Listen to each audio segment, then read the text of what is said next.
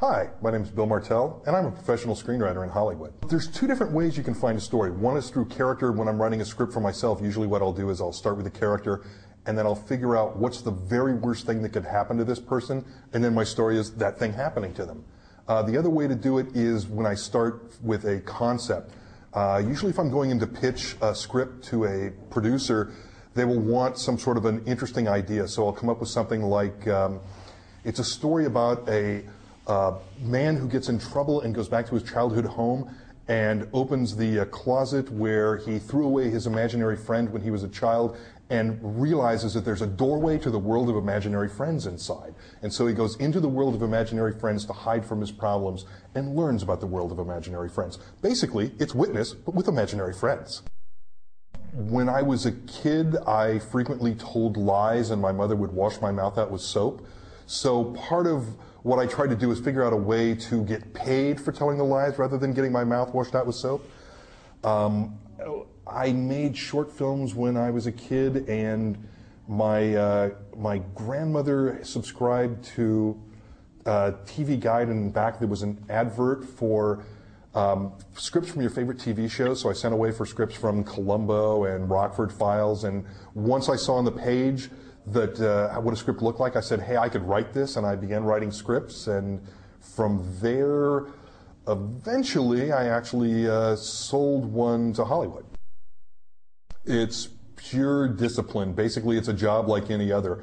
When you're writing against a deadline, and frequently, I do a lot of scripts for American cable companies, and for instance, I wrote a script called Crash Dive, and after telling them the story, they said, fine, your air date will be March 28th. Can you write the script? We'll need to make the film by March 28th. And so at that point, the clock's ticking and you just have to sit down and write as many pages a day as you can.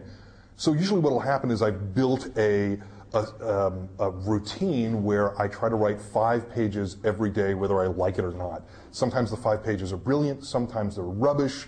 If they're rubbish, then I can rewrite them and hopefully they'll be brilliant eventually.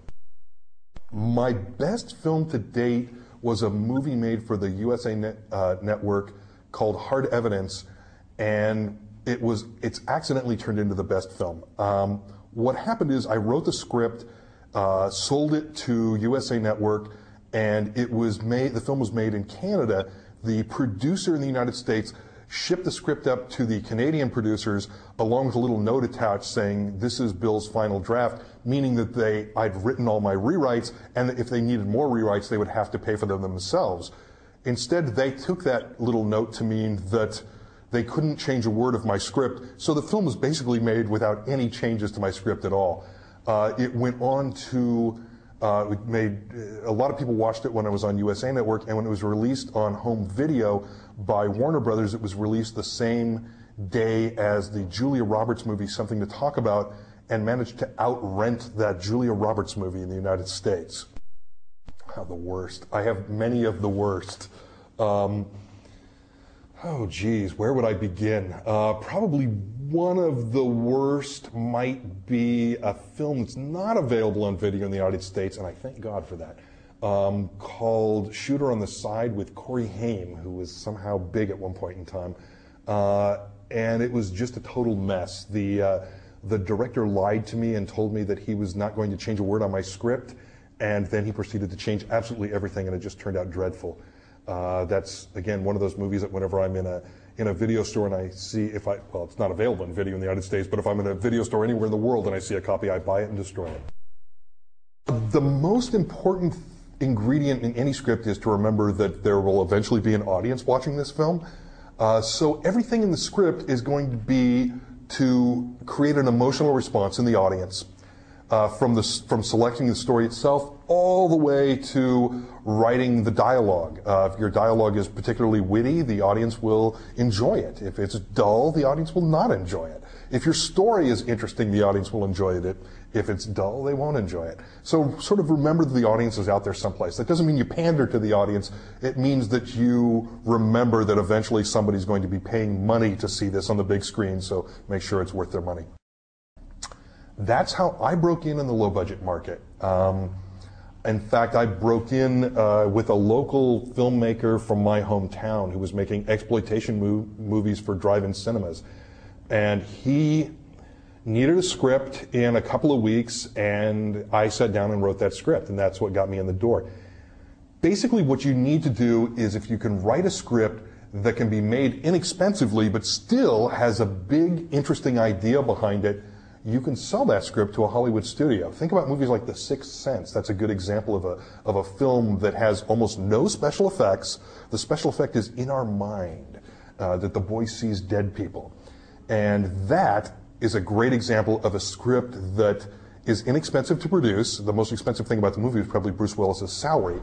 And yet at the same time, the idea is so cool that Hollywood will want to buy it. Well, first of all, it's almost impossible to get the movie actually made. That's the tough thing. Every year there are 50,000 scripts registered with the Writers Guild of America, and they make only 200 to 250 films in the United States. Now, the 50,000 scripts don't disappear on December 31st. Instead, they're still around the next year. In fact, I've got scripts that have been around for 12 years that are still floating around Hollywood. So there are hundreds of thousands of scripts out there trying for a very small percentage of actually made films. That makes it difficult. The best thing to do is you have to start with a great script. A great script travels. My first Hollywood sale was because I had this script that I gave to a wannabe actress who then gave it to her best connection, who gave it to her best connection, who gave it to her best connection. All of these people really loved this script. Eventually it ended up landing at Paramount Pictures, where they called me up in my home in rural California and asked me if the script was still available because they wanted to buy it. So you have to start with a great script. A great script will find its way to the market.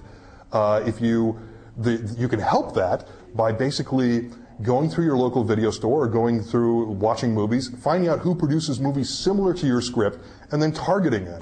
There's a book called The Hollywood Creative Directory that lists all the producers, lists their addresses, and lists their phone numbers. Once you know what producers are your targets for your script, then what you do is write a good query letter to them or phone them up and talk to them and see if they'd be interested in reading your script. It's a numbers game. For every 100 people that say no, you hope that one person will say yes. Well, if they have experience, I'd actually recommend my book, which is The Secrets of Action Screenwriting, available on my website, scriptsecrets.net. But basically what I'd suggest is not so much screenwriting books if you're a beginner, but I would suggest you read a lot of scripts. See what a script reads like, and then write your script to match that. That's really tough. What's interesting is, there's a difference between an actor and a movie star. As an actor, I would say I'd really want Kevin Spacey to be in one of my movies, but I'm not sure that he would be the big movie star to launch it. If I'm dealing with big movie stars, I don't know, maybe Clint Eastwood would be just great because I grew up watching Dirty Harry and all those wonderful films.